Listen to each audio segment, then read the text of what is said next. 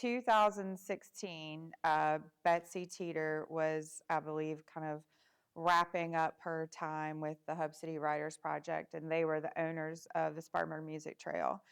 And Betsy contacted us and, thought that the music trail would be a better fit to belong with the Spartanburg Philharmonic. So we had lots of discussions of kind of incorporating that into our programming and what that kind of looked like. But ultimately, our board decided to bring the music trail under our purview. And in 2018, we had our first installation of one of the signs. And so that was Gianna Rolandi and Reverend Julius Cheeks. So since then, I will say that the music trail has kind of been lingering a little bit. The goal was to every 2 years to induct 2 new honorees and install a sign. And COVID kind of pushed our plans back a little bit. So we've kind of held off on it. And then a couple years ago, John Cribb joined our board, and I guess almost August of 2022, we had a board retreat, and we're tossing around all different ideas of how we can integrate our different, I guess, the things that the Philharmonic already does. How can we incorporate the community more into our programming? And so John Cribb had a lovely idea. Yeah, and I don't know, it wasn't an original idea, I think, uh, but I had actually been on the Hub City Writers Project board back in the day when it was the custodian of the music trail, um, and so knew certainly about it. But I had gone to a concert several years ago that Randy Foster had put on, one of his There Goes the Neighborhood concerts, where he had a bunch of different acts coming on and off the stage at the Chapman Center, playing different, different tunes. Those concerts, they were playing all songs that Randy had either written or arranged, I think. They were just fantastic concerts.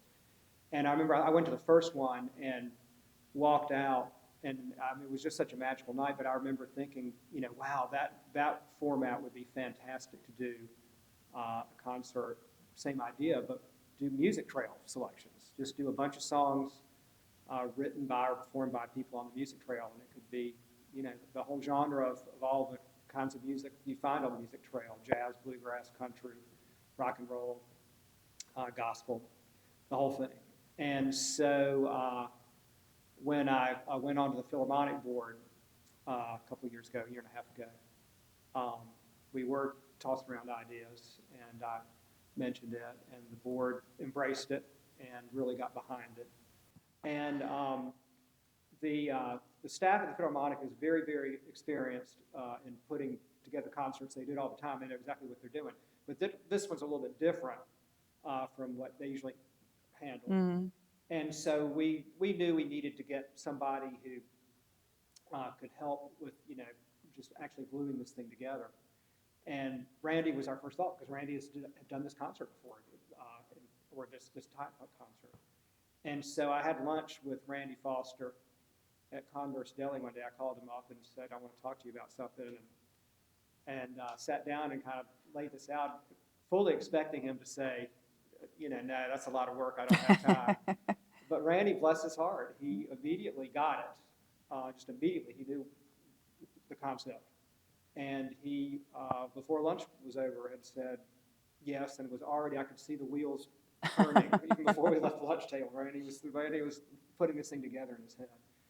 And watching him bring all these moving pieces together was really, I think, one of the fascinating things about being involved in this company. We started talking about in the summer of 2021. Is that right? 22. I'm sorry, summer 2022. And so, and then the concert was in October of 23. And so it basically took it that long to bring it together. We weren't working on it full blast beginning that summer, but. Yeah, it was more we like met- January, I yeah, think, I of think it's- 23 yeah, when we were, right, so close to a year, yeah, I think, to figure it out, fundraise. fundraise, that was a part of it, because we really wanted this to be a concert that would raise awareness for the music trail among the larger community, but also get together some funds to replace all the signs and launch an education initiative that will help students and teachers learn about all these wonderful musicians and their inspiring lives on the trail. And redesign the website and some other things and revitalize the whole trail. So of course that takes some money, and so fundraising was a part of it, and the board got behind that, and we started meeting with different community leaders and business people, and they were very receptive Yeah, to it. So we raised over like $35,000. yes, so we were very pleased with that, and that money will all be going toward revitalizing the music trail. Yes, is it something you think you might do again? Yeah. Yes. But not, We, yeah. we need a little break. Yeah, we do. I think we will not. It's not something we'll do every year, even every other year. I think for one thing, it's a tremendous amount of work. But I think it would be, it would definitely be fun to do it again. And I think we'll know when the time's right. And there were several acts that we didn't weren't in the concert. There was a bunch of people on the trail that we could incorporate into another concert. Yeah. And we've even talked kind of amongst the staff about, different possibilities, even with just kind of maybe a full orchestral concert for the music trail. I don't really know what that looks like right now, but, there's a lot of classical musicians that are on the trail that, weren't necessarily highlighted. And so, would that be an espresso? Could that be, just a chamber concert? So there's lots of different ideas, but again, I think it's just all about incorporating the music trail and the legacy of those musicians into kind of current programming. And what does that look like? But I think that we will be doing in some way another concert or others in the future, because people walked out of that concert, I think, just elated. And I've had so many people tell me, and I know you and Randy heard the same, since then, that it's one of the best, music events they've ever been to in Spartanburg. It was really a magical night. You said, I think you said in an email, as far as the process of adding additional people to the trail. Sure. Well, I mean, I would say in the past, there hasn't been maybe specific policies and, a process laid out. And that is now a